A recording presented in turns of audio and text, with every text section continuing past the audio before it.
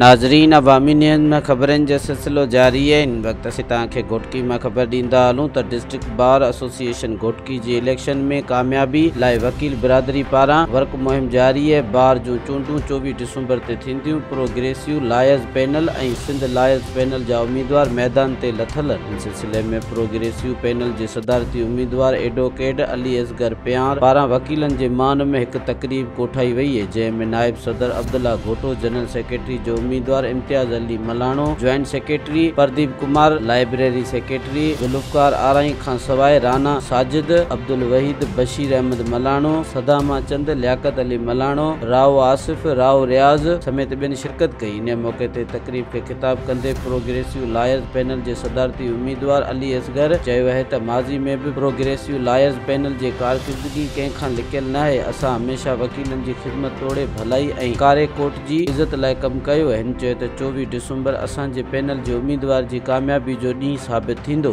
मज़ीद खबरों और तफसीलात के लिए विजिट करें हमारी वेबसाइट www.awamiNewsHD.com।